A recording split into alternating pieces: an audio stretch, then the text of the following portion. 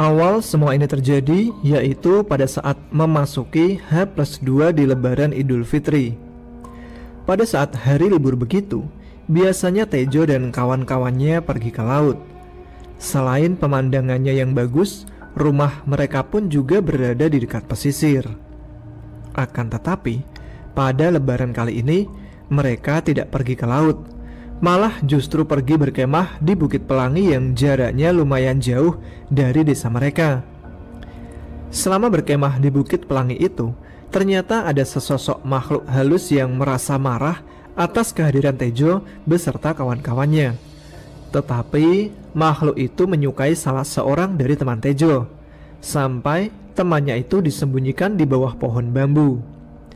Semenjak pulang dari hutan datar mayit, Tejo yang bernama asli Samsul menjadi peka dengan kehadiran makhluk yang tak kasat mata.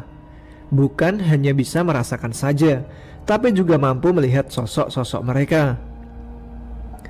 Pada hari itu, yaitu sekitar pukul 10 pagi, Bono, Kuncen, dan Dukun bertandang ke rumah Tejo. Setelah mengucapkan salam, Tejo membalasnya sambil mempersilahkan teman-temannya itu masuk ke dalam rumah. "Tumben, kalian datang pada siang-siang gini?" tanya Tejo setelah mereka duduk di kursi ruang tamu. "Sepertinya lebaran kali ini ada yang salah deh," seru Bono agar Tejo menggali ingatannya. Tejo sebenarnya paham dengan apa yang dimaksud oleh Bono, karena tahun yang dilalui saat itu tidak ada acara jalan-jalan ke laut seperti tahun yang sudah-sudah. Akan tetapi, dia juga merasa bosan jika setiap tahunnya terus-terusan pergi ke laut. Dia menginginkan suasana yang baru di tahun ini. "Apa yang salah, Bon?" tanya Tejo pura-pura tidak tahu apa yang dimaksud temannya itu. "Kita tahun ini gak ada acara ke laut. Anak-anak juga menanyakan tuh," jawab Bono, sedangkan Dukun dan Kuncen hanya menyimak saja. Karena mereka selalu mengikuti setiap keputusan dari si Tejo. "Males ah, bosan kalau pergi ke laut terus. Kalau anak-anak mau main, tinggal berangkat saja kan. Aku gak bisa ikut, sebab mau ngeliwat. Sekalian berkemah di Bukit Pelangi, agar ada suasana baru setelah di tahun ini," jelas Tejo. "Gak enak kalau kamu gak ikut. Kalau kurang dana, gak ada yang bisa minjamin uang," hahaha, celetuk Bono. "Bercanda. Memangnya kamu ngeliwat sama siapa?" tanya Bono. "Sama Dukun dan Kuncen." "Iya kan?" jawab Tejo sambil menatap ke arah Kuncen dan Dukun. "Ya sudah, kalau gitu aku juga ikut ya. Kalau nggak ada kalian, rasanya males main ke laut." "Memang kapan ngeliwatnya?" tanya Bono. Dalam hati Tejo berkata, "Mampus dah, malah dia beneran mau ikut juga." Sebenarnya ngeliwat cuman alasan Tejo saja agar bisa menolak ajakan Bono, karena Tejo sedang merasa malas untuk jalan-jalan dan ingin menghabiskan waktu dengan keluarganya saja. Tejo berpikir kalau Bono tak akan menjawab ingin ikut, karena Tejo merasa yakin bahwa temannya itu telah trauma nginap di hutan setelah kejadian ganjil saat mencari batu akik di curug. Tejo pun akan menyusun rencana, lalu disuruhnya si Bono pergi ke warung untuk beli rokok agar mereka bertiga bisa mengadakan rapat yang mendadak. "Mendingan kamu beli rokok dulu sana, Gi. Rokokku habis nih," suruh Tejo sambil merogoh kocek dan langsung memberikan sejumlah uang. Bono mengambil uang itu, lalu pergi ke warung untuk membeli rokok. Bono memang salah satu teman Tejo yang ringan tangan. Kalau disuruh apapun pasti langsung jalan, membuat Tejo dan teman-temannya senang bila bepergian dengannya. Setelah Bono beranjak pergi, Tejo pun langsung bertanya kepada kedua temannya, "Gimana baiknya nih?" Tapi kedua orang itu malah tertawa. Kemudian Kuncen angkat bicara, "Iya, salahmu sendiri. Kenapa tidak ditolak saja ajakan dia dari tadi? Pakai alasan segala." "Aku refleks ngomong gitu. Lagian gak enak kalau nolak.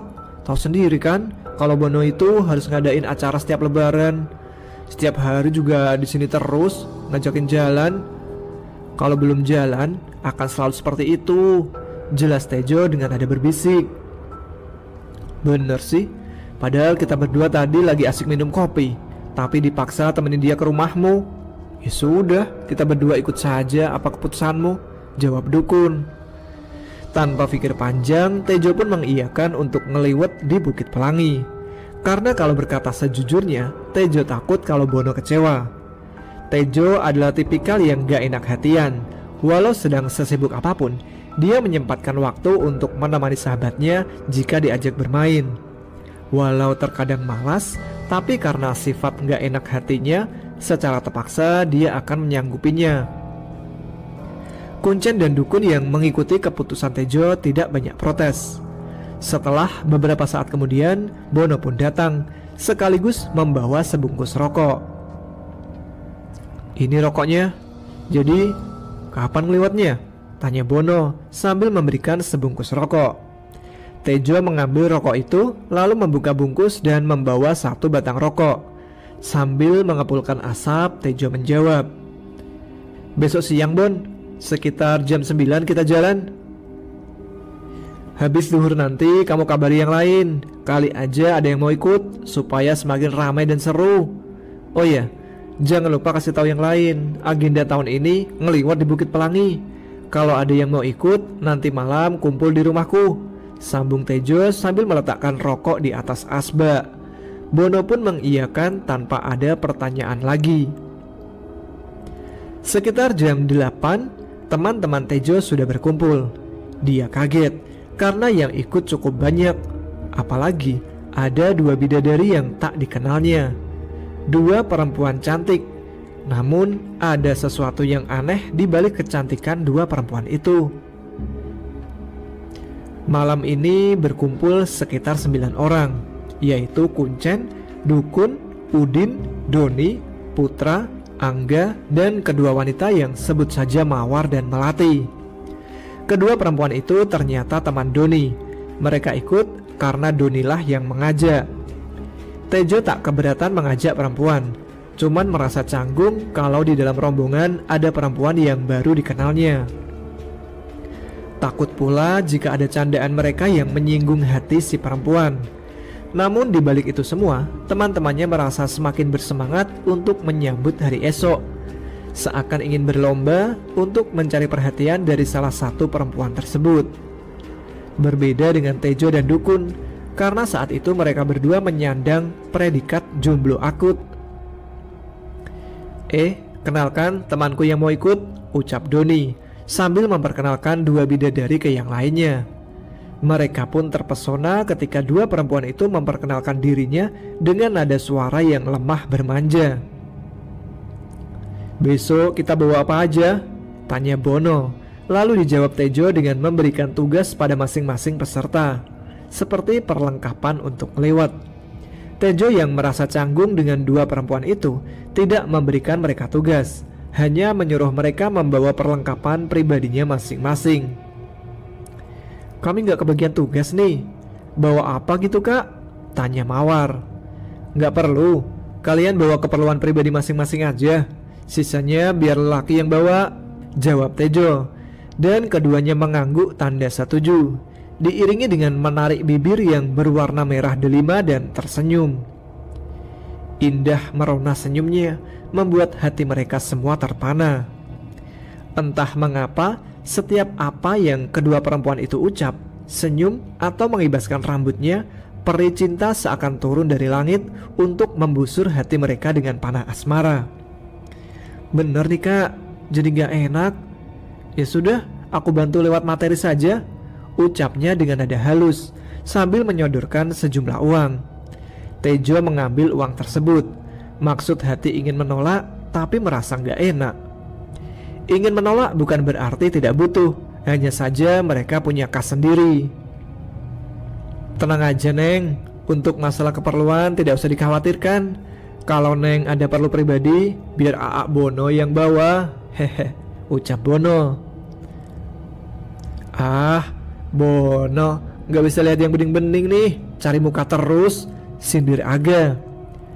Cuma Bon, mereka gak akan mau sama kamu, timpal Putra. Namanya usaha cuy, Siapa tahu kan dapat keajaiban. Iya nggak Jo? Lagian kalian dari awal perhatiin Mawar dan Melati juga kan? Jawab Bono membela diri. Tejo tersenyum tipis mendengar apa yang teman-temannya guraukan. Karena bagaimanapun juga hal itu bisa dibilang wajar kalau lelaki minta perhatian dari perempuan secantik mereka. Namun lagi-lagi Tejo merasa ada yang salah dengan kedua perempuan itu. Takut suuzon membuat Tejo tak mau berpikir keras. Setelah selesai obrolan pembagian tugas serta pembicaraan tentang keberangkatan esok hari, Tejo menyuruh mereka langsung pulang agar bisa beristirahat. Tejo takut kalau terus-terusan mengobrol akan lupa waktu yang membuat mereka merugi karena bangun kesiangan. Mereka semua pun bergegas pulang, tetapi masih ada 2 orang yang tertinggal, yaitu Kuncen dan Dukun, sambil memastikan kalau yang lain benar-benar pulang. Ada yang gak beres kalau kedua perempuan itu ikut, celetuk Dukun. Ya semoga saja sih, esok tak terjadi hal yang gak diinginkan. Dan ternyata firasatku benar ya, jawab Tejo. Memangnya ada apa Jo? Perasaanku besok bakalan berbau demit ya, tanya Kuncen bingung, tak paham dengan apa yang dibicarakan Tejo dan Dukun. Temannya Doni, mereka pakai susu. Aku merasa mengikut sertakan mereka ke Bukit Pelangi akan ada gangguan, jawab Tejo. Nah bener kan? Terus gimana? Tanya Kuncen lagi. Udah santai aja, berdoa saja, semoga acara besok lancar dan aman, ujar Dukun. Oh iya Jo, soal tenda gimana? Kamu pinjem sama Mamang deh, karena yang ikut banyak, jadi tenda punya aku gak akan muat, lanjut Dukun mengingatkan. Tejo pun paham dengan apa yang Dukun ucapkan, membuatnya menghela nafas panjang karena harus pinjam tenda ke Mamang. Pinjam tenda pastinya diperbolehkan, hanya saja Mamang pasti ikut.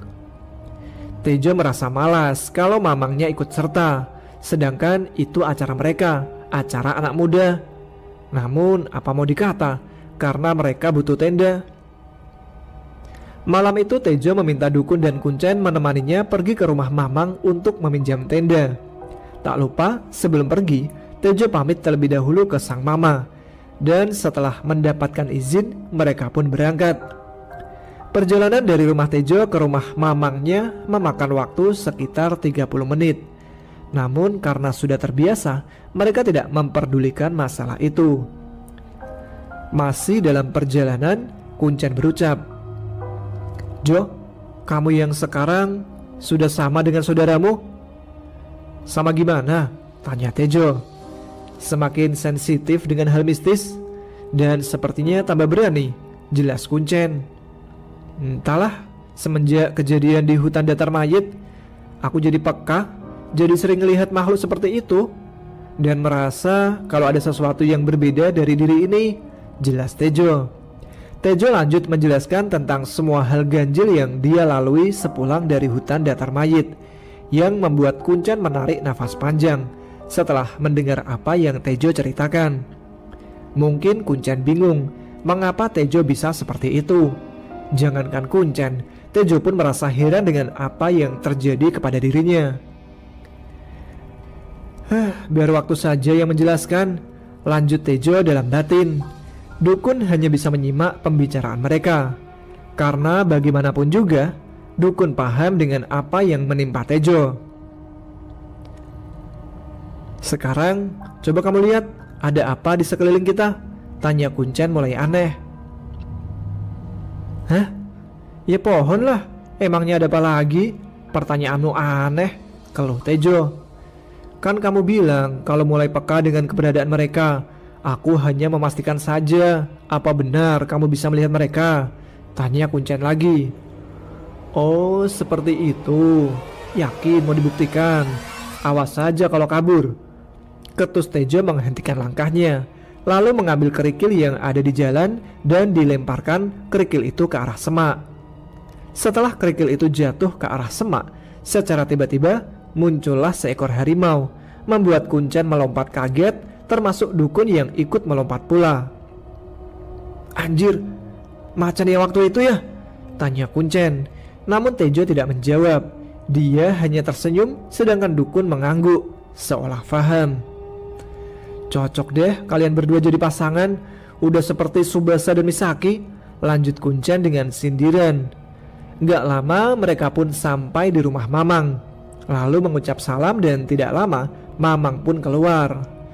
Setelahnya mempersilahkan mereka masuk. Sampai di dalam rumah, ternyata bibi si Tejo belum tidur. Dan anehnya sudah tersedia 3 gelas kopi di atas meja, masih dalam keadaan panas.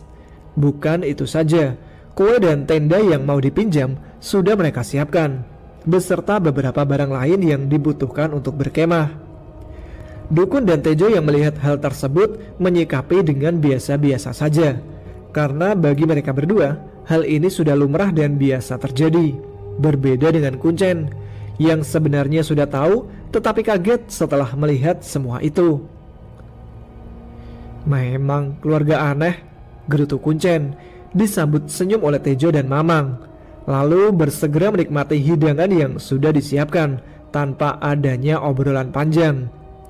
Setelah kopi habis, ketiganya pamit pulang sambil membawa semua peralatan yang sudah disiapkan. Akan tetapi, sebelum mereka meninggalkan rumah Mamang, Tejo berpesan, "Mang, kalau besok datang, jangan bikin kaget ya. Jangan buat yang aneh-aneh di depan temanku." Alasan Tejo berpesan seperti itu karena dia tahu kalau Mamang akan mengikuti mereka dari belakang, lalu kemudian muncul secara tiba-tiba.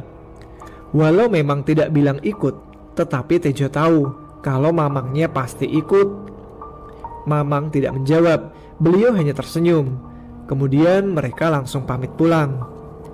Di tengah perjalanan, mereka berpisah untuk pulang ke rumah masing-masing. Sesampainya di rumah, Tejo tidak langsung tidur karena Bu Yanah masih terjaga. Lalu keduanya pun mengobrol, dan Tejo menanyakan apa yang terjadi dengan dirinya pada sang ibu. Bu Yanah menjawab pertanyaan-pertanyaan Tejo apa adanya. Akan tetapi, Tejo merasa tidak puas dengan jawaban sang ibu. Bu Yanah berpesan, "Suatu hari nanti dengan sendirinya kamu akan tahu. Yang penting jalani, nikmati dan syukuri. Jangan tinggal sholat dan mengamalkan ilmu yang kamu tahu ya."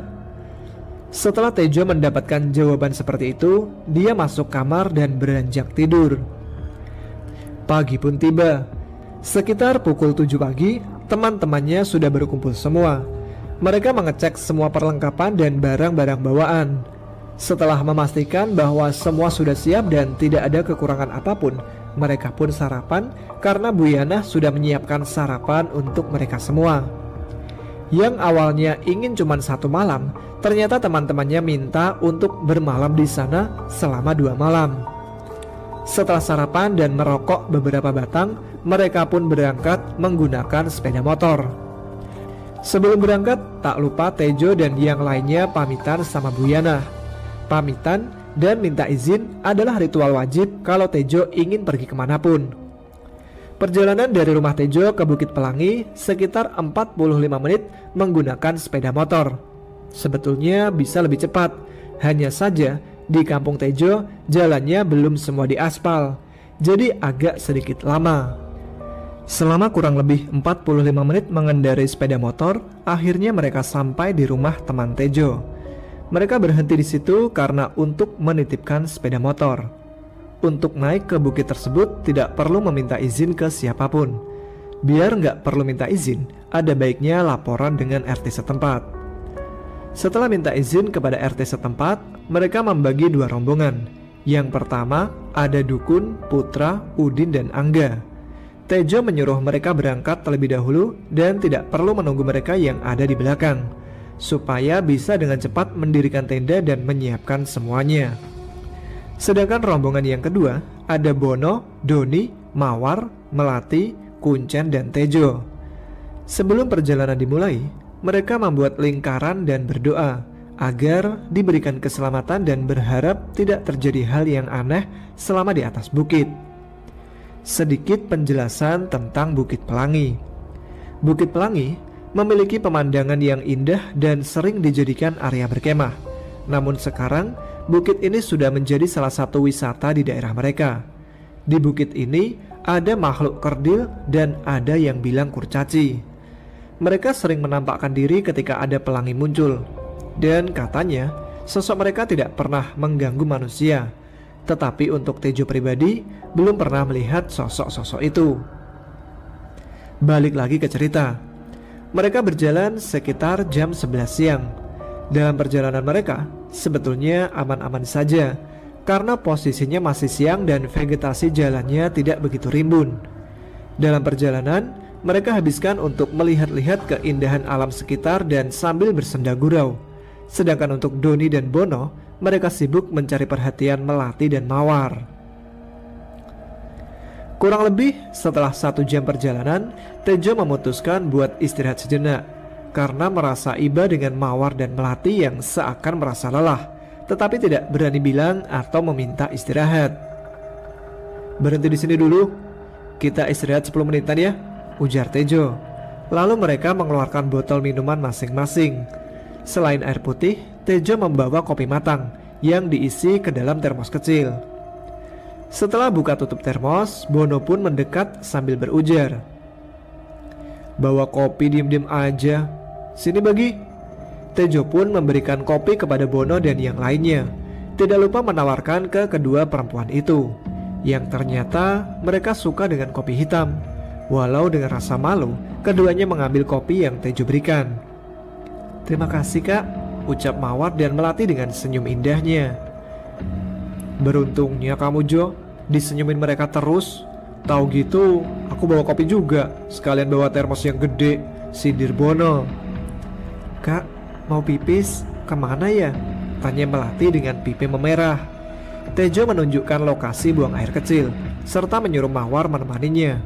Tidak mungkin kan Tejo menyuruh anak lelaki menemani Melati yang saat itu raut wajah teman-temannya penuh harap. "Aku yang temani Jo," potong Bono. "Aku temani ya Neng," lanjut Bono. "Woi, jangan macam-macam, habiskan tuh kopi," geram Tejo. Sepasang bunga dengan segera berjalan menuju tempat yang Tejo berikan. Akan tetapi, selang beberapa saat, kedua bunga indah yang sedang mekar-mekarnya mendadak berteriak.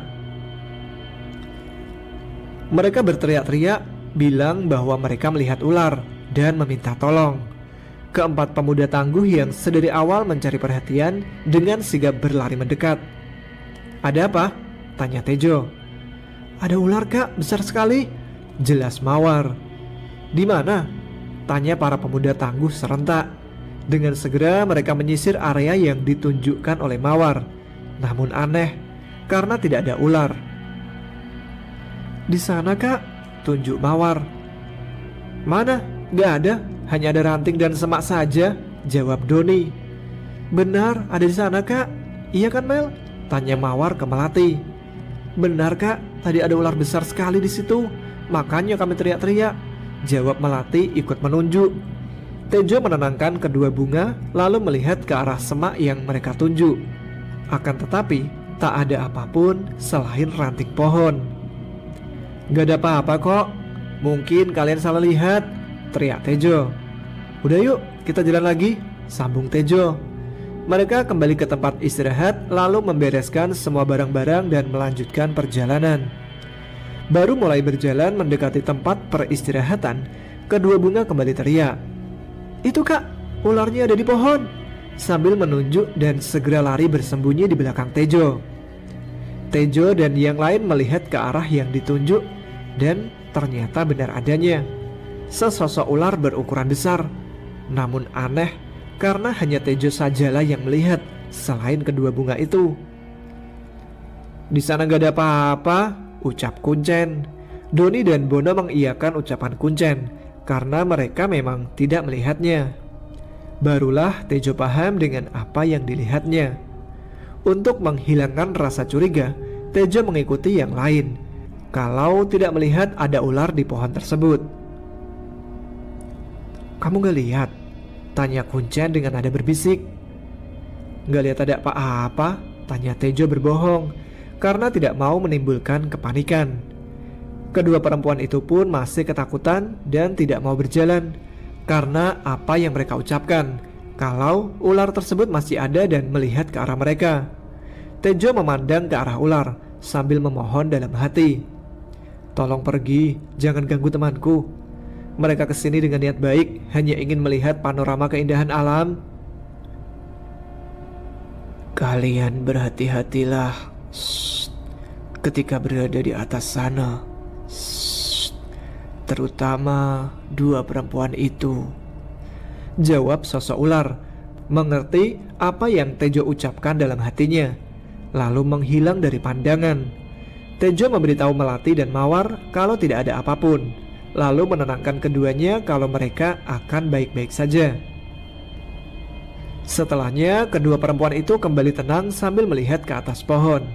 Tentu saja, sosok ular tadi tidak lagi mereka lihat. Perjalanan pun bisa kembali berlanjut. Akan tetapi, posisi mereka ada yang berubah. Yang awalnya di depan Tejo, sekarang Melati dan Mawar karena mereka yang meminta. Tejo tidak keberatan, cuman agak risih karena teman-temannya menjadi iri. Terus-terusan bergumam, apalagi si Bono. Mereka terus berjalan sampai akhirnya mereka ke area yang vegetasinya cukup rimbun. Tiba-tiba di sebelah Tejo seperti ada yang mengikuti. Akan tetapi dia tidak tahu karena sosoknya tidak terlihat begitu jelas. Tejo pun mengacuhkan keberadaan sosok itu.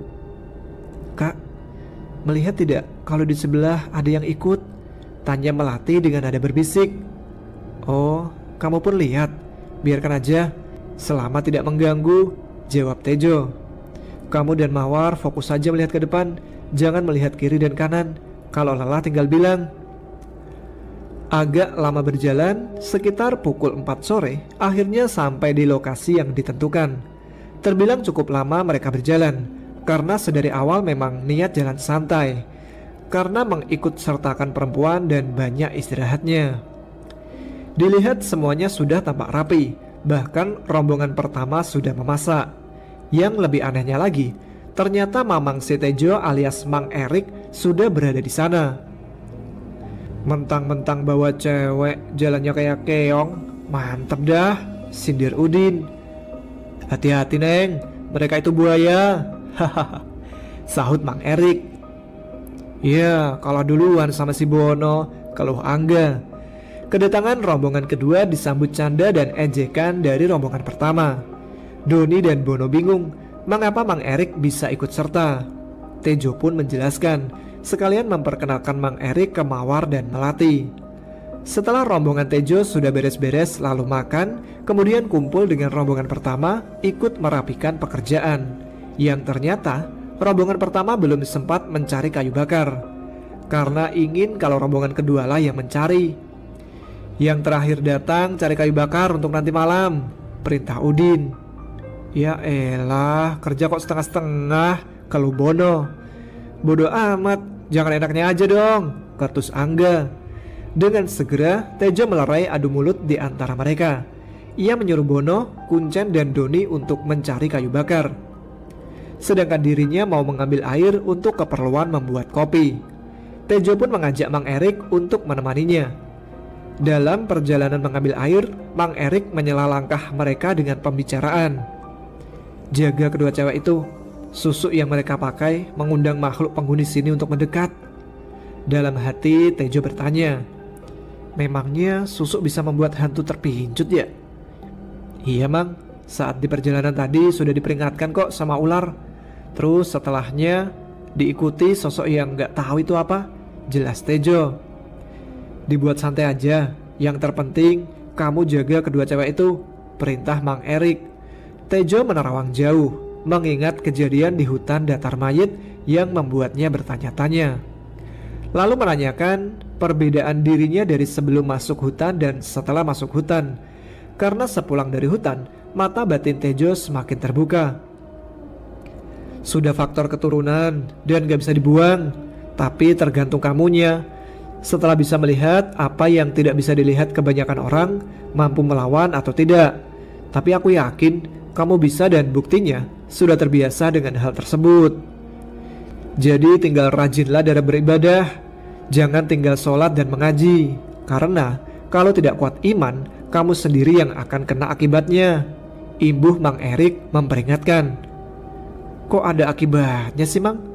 Kan gak minta bisa melihat hal seperti itu. Lagian aku sering lupa sholat. Maklumlah anak muda masih mementingkan hal dunia, seru Tejo. Mang Erik diam untuk sesaat, kemudian memberikan saran. Jalani dan nikmati apa yang sudah dikaruniakan oleh Sang Ilahi. Nanti kamu akan tahu harus berbuat apa. Setiap manusia membutuhkan proses. Jawaban Mang Erik hampir sama dengan Bu Yana. Pikirnya, jika suatu hari menanyakan hal yang sama ke Wak Juman, pasti ada mendapatkan jawaban yang sama pula. Namun entah mengapa, hubungan Tejo dan Mang Erik menjadi lebih akrab saat di Bukit Pelangi. Tidak seperti sebelumnya yang merasa ada kecanggungan di antara keduanya. Keduanya masih terus melangkahkan kaki. Namun secara tiba-tiba, Mang Erik menarik Tejo ke arah yang berlawanan dari sumber mata air. Mang Erik membawa Tejo ke salah satu lokasi yang tampak begitu seram, yang ternyata adalah perkampungan gaib manusia kerdil. Oh, ini lokasinya, tanya Tejo. Lalu keduanya berjalan masuk ke dalam perkampungan. Ternyata sosok manusia kerdil tidak begitu menyeramkan, sama halnya seperti manusia pada umumnya, tetapi berukuran lebih kecil. Mang, ini manusia atau makhluk sih? Tanya Tejo dan dijawab tawa oleh Mang Erik. Hanya sebentar di kampung itu, kemudian keduanya bergegas meninggalkan tempat tersebut untuk mengambil air. Setelahnya, mereka pun langsung balik ke tenda.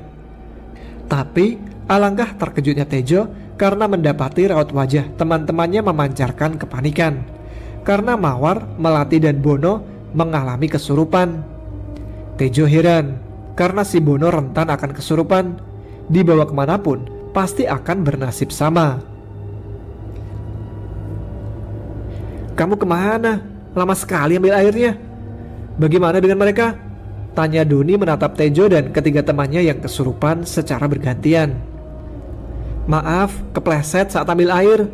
Jadilah lama di jalan, jawab Tejo berbohong. Ya sudah, minta tolong sama Mang Erik agar menyembuhkan mereka, seru Udin. Tejo melirik ke arah Mang Erik tanpa berkata. Mang Erik langsung berjalan mendekati Mawar dan Melati, sedangkan Bono sedang dinetralisir oleh dukun dan kemudian berangsur normal. Namun kondisi Bono tampak lemas. Tejo pun bertanya kepada mereka, kenapa bisa terjadi hal seperti itu? Dan apakah mereka melakukan hal konyol yang membuat penghuni sekitar merasa tidak senang atau marah? Lalu Putra pun menjelaskan kejadiannya. Jadi setelah Tejo berangkat mencari air, Mawar dan Melati mengeluh karena kepalanya pusing dan merasa berat. Mungkin yang lain beranggapan mereka kelelahan. Putra pun memberikan obat sakit kepala kepada mereka. Setelah beberapa saat minum obat dan sedang asik mengobrol, secara tiba-tiba kedua perempuan itu teriak menjerit ketakutan. Mereka bilang melihat dua sosok pocong yang berdiri di sebelah pohon besar. Putra dan yang lainnya pun kaget mendengar jeritan itu dan bertanya kenapa mereka bisa teriak. Ada apa? Tanya Putra dan Udin. Itu kak, ada pocong, jelas Mawar dan Melati. Lalu Udin, Angga dan Putra melihat ke arah yang ditunjukkan Mawar dan Melati. Ternyata mereka tidak melihat apa yang kedua perempuan itu tunjuk. Gak ada apa-apa Neng, mungkin Neng kelelahan. Yaudah mendingan istirahat aja, saran Putra. Keduanya kembali melihat ke arah sosok tersebut dan ternyata sudah menghilang. Mawar pun berujar, oh mungkin benar kita kelelahan. Yaudah kita istirahat ya ke tenda dulu kak. Keduanya pun langsung masuk ke dalam tenda. Setelah mereka masuk ke dalam tenda dan selang beberapa menit kemudian mereka lari keluar tenda sambil teriak-teriak tidak jelas. Para lelaki yang ada di luar tenda spontan mengejar mereka. Dukun melihat situasi yang ternyata menurut Dukun mereka kesurupan. Dukun mencoba mengobati, tetapi tidak bisa mengusir sosok yang ada di dalam tubuh mereka berdua. Saking paniknya, Doni tiba-tiba datang dan berteriak minta tolong kalau Bono kesurupan. Keadaan Bono yang seperti itu secara paksa ditarik sama Kuncen. karena mereka tidak tahu apa yang harus dilakukan dengan keadaan Bono yang kesurupan. Alasan Bono kesurupan karena dia kencing sembarangan. Tolong, Bono kesurupan! Putra, Udin, dan Angga kembali panik karena di dekat mereka pun ada yang kesurupan. Aduh, gimana nih? Kok banyak yang kesurupan sih? Tanya Putra kebingungan. Udah, seret aja si Bono. Di sini pun ada yang kesurupan, teriak Udin. Kurang lebihnya seperti itu. Kenapa mereka bisa kesurupan? Lanjut ke cerita awal. Ketika Mang Erik sudah sampai di samping kedua perempuan itu, dukun tiba-tiba berbicara pelan ke arah Mang Erik. Maaf Mang, kalau mereka berdua, aku gak sanggup. Kemudian Mang Erik meminta beberapa orang untuk membawa mereka dan menaruhnya di tenda.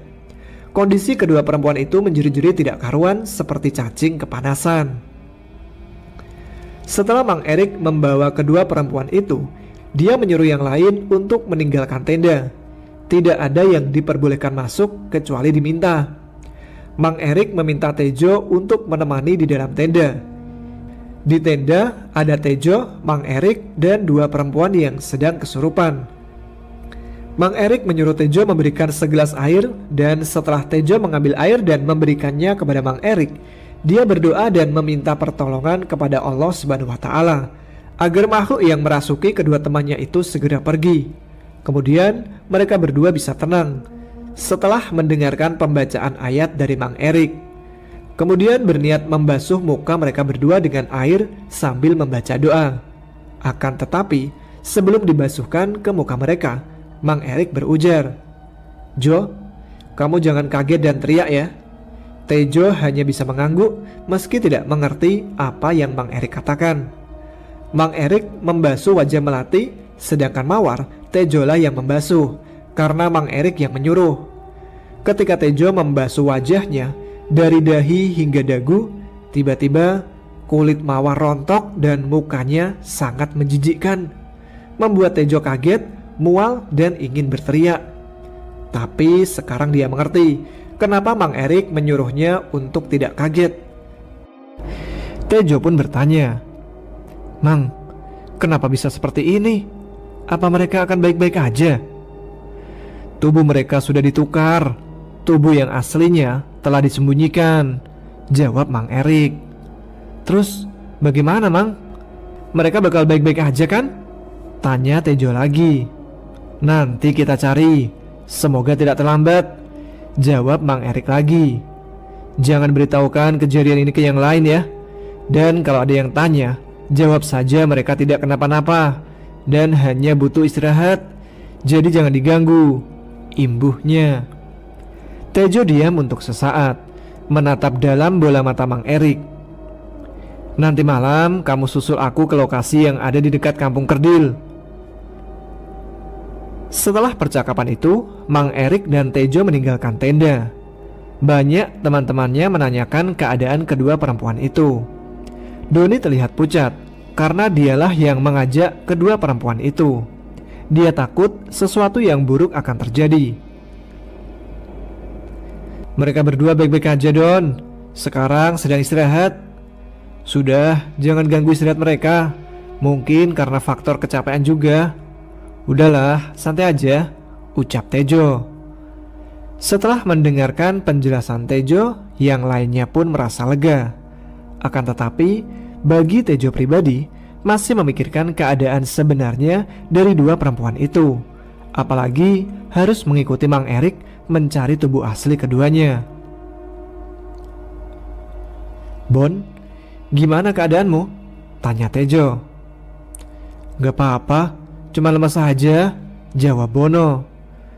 "Makanya kalau kencing jangan sembarangan," geram Tejo.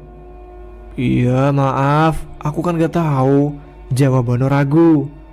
Mereka pun akhirnya bersikap seperti tidak terjadi apa-apa dan melanjutkan acara tanpa adanya kedua perempuan tersebut.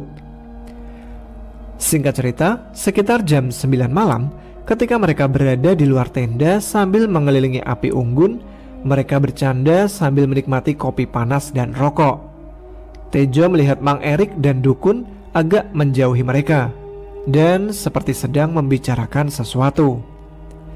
Entah apa yang mereka bicarakan, namun Tejo tidak memperdulikan mereka berdua. Yang Tejo pikirkan, keadaan Mawar dan Melati. Karena Mang Erik masih santai, belum melakukan tindakan apapun. Dalam hati, Tejo pun berkata, "Ya udahlah, semoga mereka berdua baik-baik aja dan gak terjadi apa-apa. Lagian yang terpenting teman-temanku gak ikutan panik dan gak tahu apa yang terjadi." Setelah kejadian sore itu, tidak ada hal aneh-aneh lagi yang terjadi kepada mereka.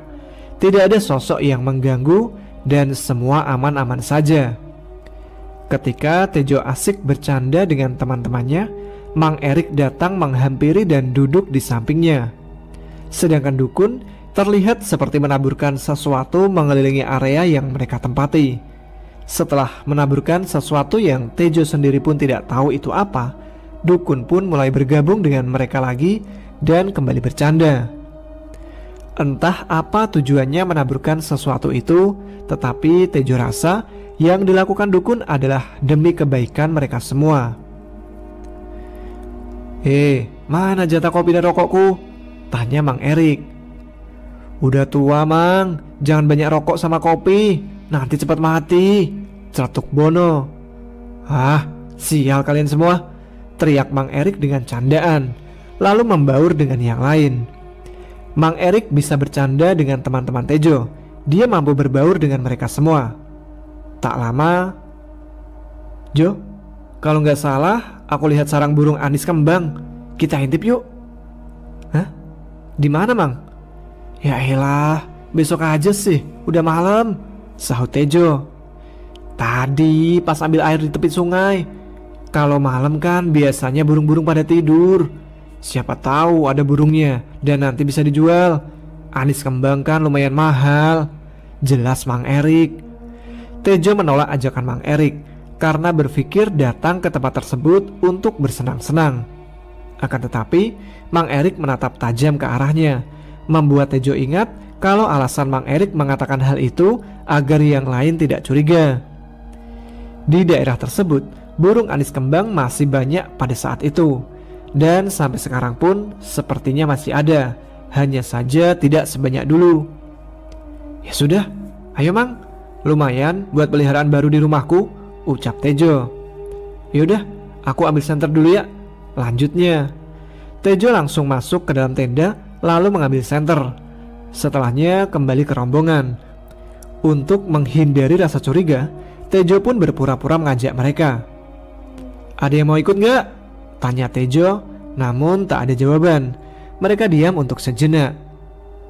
"Kalian ajalah, hati-hati digoda kuntilanak," celentuk Putra. "Ada pawang kuntilanak tuh, mana ada yang berani ganggu mereka," sahut Bono, membuat yang lain ikut tertawa. "Sialan kalian, durhaka loh bercandain orang tua," geram Mang Erik. Lalu mulai berjalan menjauh dari tenda dan Tejo pun mengikutinya. Di dalam perjalanan Tejo bertanya, "Kita mau kemana, Mang?" "Mencari teman kamu lah, masa cari janda?" ketus Mang Erik. "Maksudku cari di mana?" geram Tejo. "Ya mana aku tahu, kalau dari tadi sudah tahu udah aku samperin dah," jawab Mang Erik. "Ah geblek, aku kan tanya serius, Mang." "Terserah kamu aja lah, Mang," keluh Tejo. Mang Erik pun tertawa melihat ekspresi kesal dari raut wajah Tejo. Marah atau kesalnya Tejo merupakan kebahagiaan bagi Mang Erik. "Udah, jalan aja. Kalau dengar suara teriakan, pasti teman kamu," jelas Mang Erik. Hal yang paling membuat Tejo kesal kalau bertanya suatu hal karena jawaban yang diberikan selalu membuatnya emosi. Maka dari itu, Tejo selalu berpikir dua kali jika ingin berkata kepada keluarganya. Kalau dirasa tidak penting, dia akan menyimpannya sendiri. Namun kali ini, dia lanjut bertanya, walau sudah tahu jawaban apa yang akan didapatkannya. Untuk menghilangkan rasa sepi, Tejo kembali membuka pertanyaan. "Mang, mengapa terkadang kamu tahu akan sesuatu?"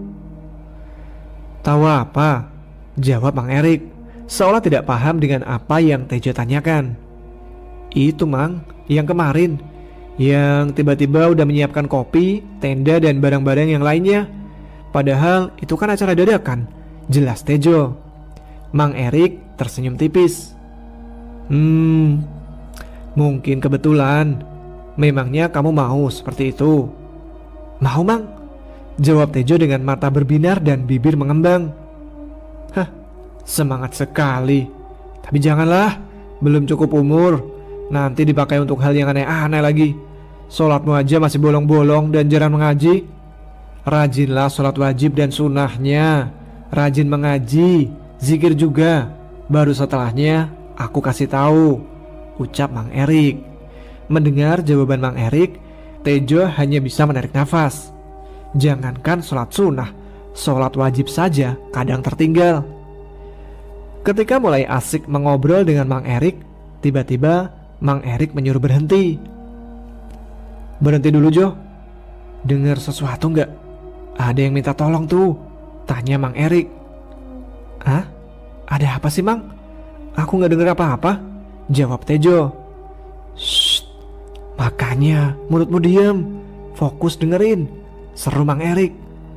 Tejo mencoba fokus dengan suara yang dimaksud oleh Mang Erik, tetapi tidak terdengar apa-apa, kecuali suara dedaunan yang jatuh atau suara binatang malam. Tejo masih belum bisa mendengar suara yang dimaksud. Kedengeran gak? Tanya Mang Erik. Iya Mang, cuman samar-samar ku dengarnya, jawab Tejo berbohong agar tidak dimarahi oleh Mang Erik yang nyatanya dia tahu. Kalau gak dengar, bilang aja gak dengar. Jangan bohong di depanku, nanti kualat, geram Mang Erik. Tejo pun cengengesan diomelin sama Mang Erik dan bergumam dalam hati. Dasar aki-aki ngeselin, gak bisa dikibulin sedikit pun. Dia kan tahu pikiranku. Bodoh amat lah. Benar saja, Mang Erik seakan tahu apa yang Tejo omongin dalam hatinya. Mang Erik lalu nengok dan melotot ke arah Tejo. Tejo langsung tidak memikirkan apapun dan mencoba fokus kembali mendengarkan suara yang dimaksud oleh Mang Erik. Yuk, jalan lagi. Sudah hampir dekat. Nanti tugasmu membawa mereka ya, seru Mang Erik. Lah, gimana caranya Mang? Berat Mang, perempuannya kan 2, jawab Tejo. Emang PA, bawanya satu-satu lah. Lagian tubuh mereka kan langsing. Terserahlah. Yang penting jangan digrepe tuh anak orang. Awas aja kalau ambil kesempatan, geram Mang Erik. Tejo pun mengangguk tanda paham dengan omongan Mang Erik. Dan kesekian kalinya Tejo diomeli lagi sama Mang Erik.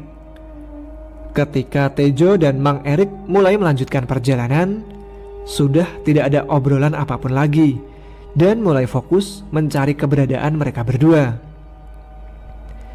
Dalam perjalanan yang tanpa ada obrolan, akhirnya bisa mendengarkan suara orang yang minta tolong. Suaranya cukup jelas dan sepertinya dekat. Nah, sekarang baru dengar Mang, suaranya jelas banget, ujar Tejo. Suara yang kamu dengar itu mereka. Udah, ayo cepat, teriak Mang Erik. Keduanya pun berjalan cepat menuju arah suara tersebut. Dan akhirnya sampailah di tempat suara tersebut berada. Tejo dan Mang Erik pun berhenti lalu melihat ke sekitar, bermaksud mencari keberadaan mereka berdua. Tetapi Tejo tidak melihat apapun. Yang Tejo lihat cuman gundukan pohon bambu yang begitu banyak. Tetapi suara minta tolong mereka masih ada dan terdengar sangat jelas. Mana teman-temanku Mang? Kok cuman suaranya aja? Tanya Tejo. Bukannya menjawab, Mang Erik malah santai sambil membakar sebatang rokok dan tidak lupa menawarkan rokoknya ke Tejo. Nih, rokok dulu biar gak panik, ucap Mang Erik. Emang PA ya Mang? Bukannya jawab pertanyaanku malah santai ngerokok, keluh Tejo. Bawel jadi laki ya. Noh, lihat depan kamu ada apa? Tanya Mang Erik. Setelah Tejo membakar rokok pemberian Mang Erik, selesai hisapan pertama, dia langsung melihat ke arah depan dan ternyata di depannya sudah ada sosok berbulu, tinggi besar, bertaring dan dan air liurnya seperti darah yang terus menetes dari dalam mulutnya. Sosok itu menatap tajam ke arah Tejo, dan Mang Erik mencoba berkomunikasi dengan sosok tersebut. Assalamualaikum. Kalian mau apa datang ke kawasanku? Tanya sosok itu yang tak lain adalah Gendruwo. Kembalikan anak perempuan yang kamu sembunyikan. Mereka berdua memiliki alamnya sendiri, pinta Mang Erik. Aku menyukai mereka. Mereka akan kujadikan istriku. Kalian cepat pergi dari kawasanku dan jangan ikut campur dengan urusanku, geram Gendruwo itu. Setelah mendengar jawaban Gendruwo, Mang Erik kesal dan nada bicaranya mulai meninggi. Makhluk biadab, dibaik-baikin malah ngelunjak. Mang Erik pun langsung mengeluarkan tasbih dan memejamkan matanya. Namun sebelum memejamkan matanya, Mang Erik berpesan agar Tejo mencari temannya di sekitar pohon bambu. Sosok itu berubah menjadi bola api dan menghilang, sedangkan Mang Erik masih dalam posisi terpejam. Lah, kok aku jadi sendirian? Harus mencari seorang diri nih.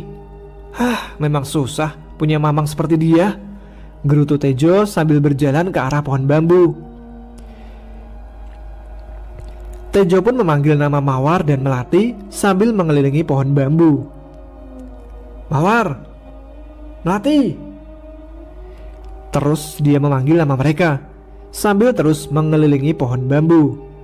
Sudah beberapa kali memutari pohon bambu, bahkan sampai membuka beberapa semak yang ada di dekat pohon bambu. Namun mereka tetap tidak ada. Akan tetapi Tejo mendengar suara tangisan mereka. Berasa nyari jarum dalam jerami sih ini. Aku harus ngapain ini? Oh iya, ngerokok dulu lah biar gak panik, gumamnya menghibur diri. Tejo pun istirahat sejenak sambil duduk di bawah pohon menatap ke arah pohon bambu. Tangannya mengambil sebatang rokok lalu membakarnya. Benar apa yang Mang Erik katakan, merokok bisa menghilangkan rasa panik dan membuat merasa sedikit santai. Tejo terus berpikir harus berbuat apa. Dia tidak tahu harus bagaimana. Walau bisa melihat makhluk gaib, tetapi tidak punya keahlian seperti yang Mang Erik lakukan. Ketika berpikir bagaimana caranya menemukan mereka, terlintas dalam benaknya memikirkan keadaan temannya yang ada di tenda. Bagaimana kalau mereka masuk ke tenda perempuan untuk melihat kondisi kedua perempuan itu ya? Dan saat melihat wajah si Mawar sama Melati yang cuman daging sama tulang aja, pikir Tejo, tapi kan ada si dukun. Udahlah, bodo amat. Yang penting fokus di sini. Lanjutnya berpikir sambil menikmati rokok dan terus menyorot ke arah pohon bambu.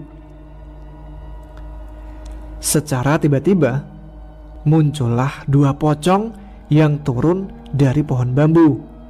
Astagfirullah, kenapa muncul pocong sih? Mana mukanya jelas banget lagi. Waktu belum merokok muncul sosok Gendruwo, sekarang udah ngerokok, muncul mereka. Setan di sini ingin merokok sama ngopi kali ya. Kedua pocong dengan kain kafan yang sudah lusuh dan kotor sekali, tetapi tangannya tidak diikat seperti pocong yang dilihat dalam TV. Wajah mereka penuh belatung dan nanah. Tejo memberanikan diri untuk berkomunikasi dengan mereka, meniru apa yang dilakukan oleh Mang Erik. Woi, mana temanku? Cepat kembalikan. Akan tetapi mereka tidak bicara sepatah kata pun.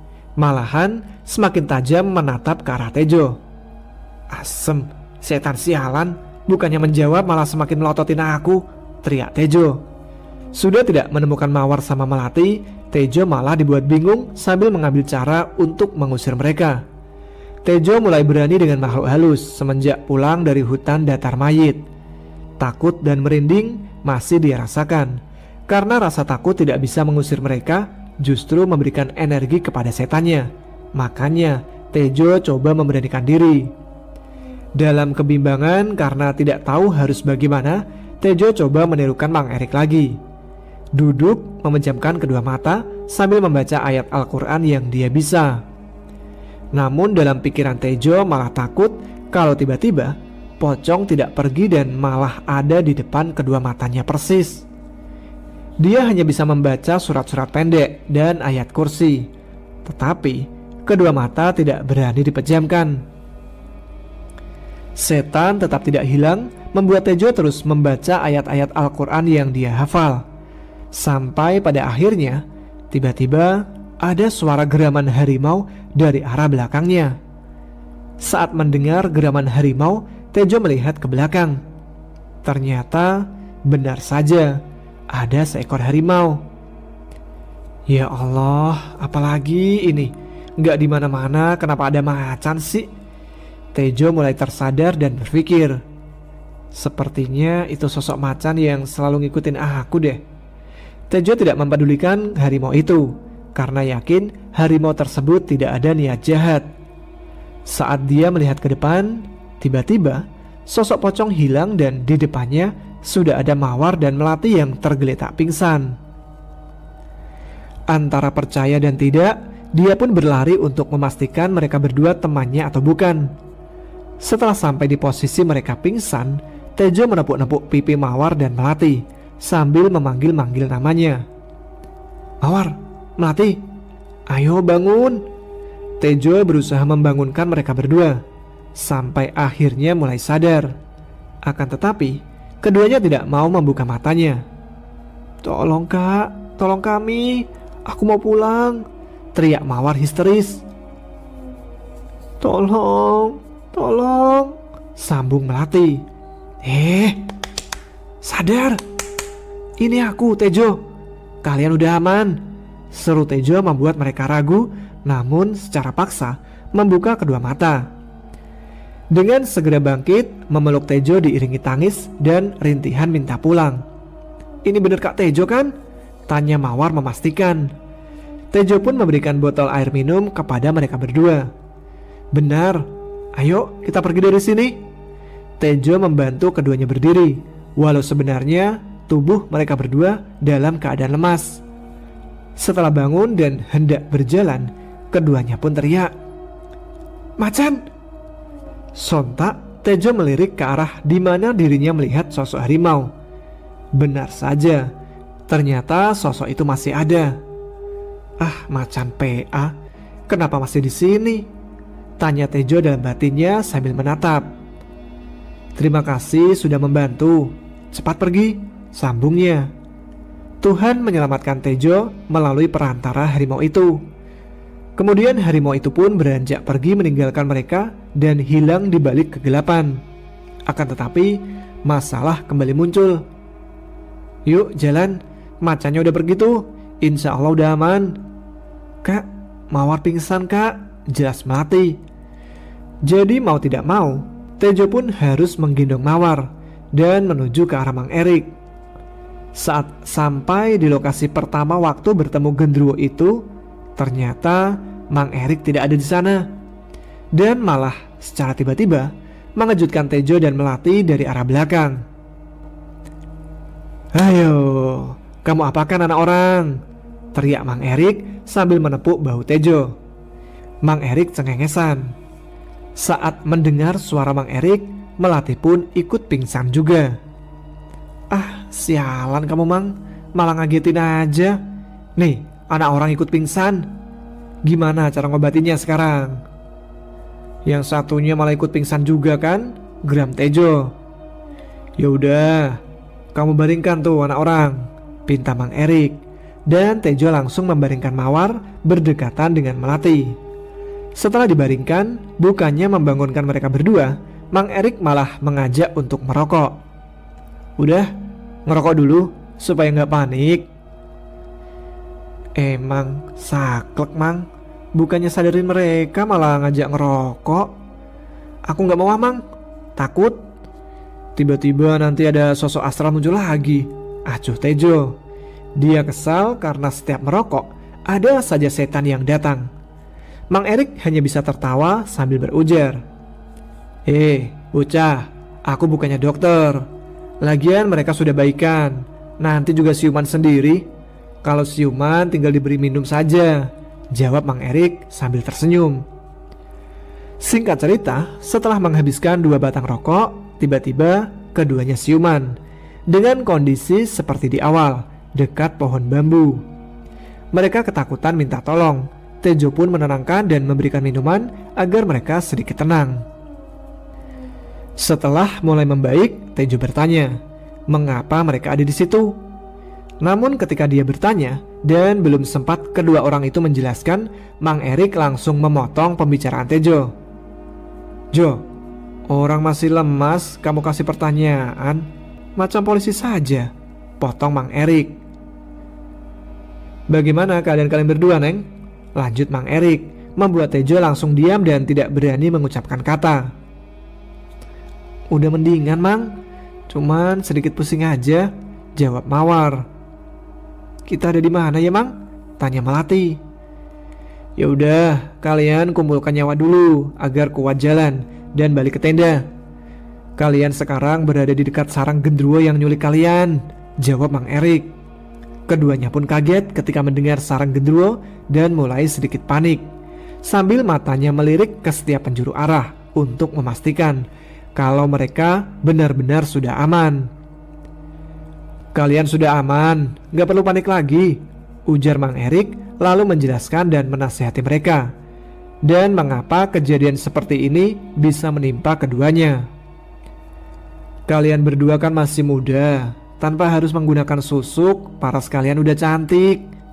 Akibat dari susuk itu, bukan sekedar manusia yang terpesona dengan kalian, tapi bangsa setan pun menyukai kalian, jelas Mang Erik. Itu sebabnya kalian diculik sama mereka.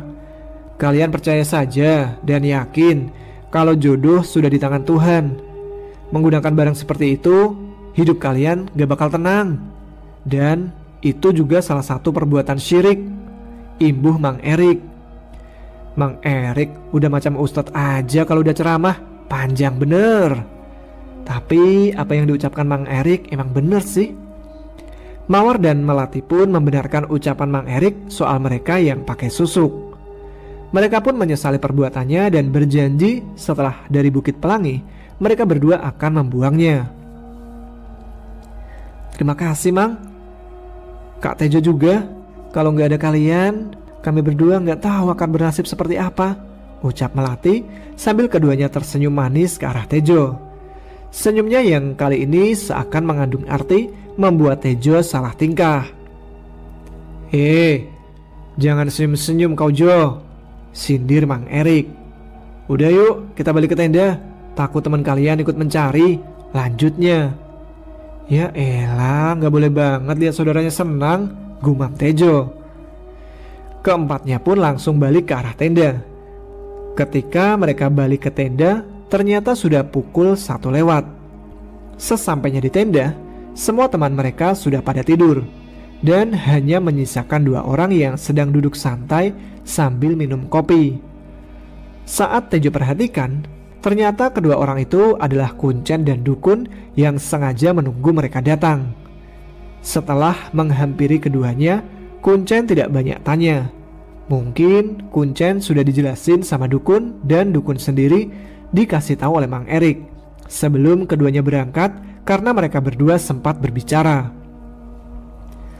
Kemudian keempatnya dibuatkan kopi oleh Kuncen dan Dukun dan tidak ada obrolan serius atau membahas tentang kejadian yang dialami oleh Mawar dan Melati. Setelah ngopi, Tejo menyuruh Mawar dan Melati untuk istirahat dan menanyakan mau pulang besok atau mau 1 malam lagi. Keduanya pun dengan kompak menjawab untuk meneruskan rencana awalnya dan bermalam 1 malam lagi. Mereka berdua kembali tersenyum lalu masuk ke dalam tendanya. Sebetulnya Tejo sempat memanggil mereka berdua ketika mereka mau masuk ke dalam tenda, karena seingat Tejo, di dalam tenda itu ada sosok mereka yang wajahnya hancur. 2 sosok pocong yang ditukar dengan jasad Mawar dan Melati. Namun saat mau memanggil, dada Tejo disikut sama Dukun. Udah, santai aja. Yuk lanjut ngopi lagi. Tejo pun hanya diam sambil menahan sakit karena disikut oleh Dukun. Selanjutnya mereka tidak ada yang tidur sampai subuh tiba. Waktu itu mereka habiskan untuk ngopi, ngerokok, dan ngebahas hal yang tidak penting. Untuk keesokan harinya, alhamdulillah tidak ada kejadian apapun lagi. Sebenarnya sih ada, karena mata Tejo selalu melihat sosok pocong atau kuntilanak. Tetapi karena mereka tidak mengganggu dan sepertinya hanya Tejo, Dukun, dan Mang Erik yang bisa lihat. Tejo pun tidak mau menceritakan karena memang sosok mereka tidak mengganggu. Singkatnya, setelah Mawar dan Melati pulang dari Bukit Pelangi dan beberapa hari kemudian, mereka berdua datang ke rumah Tejo sambil membawa makanan. Mereka pun memberitahu kalau susuknya sudah dilepas dan berterima kasih kepada Mang Erik karena sudah menyadarkan keduanya.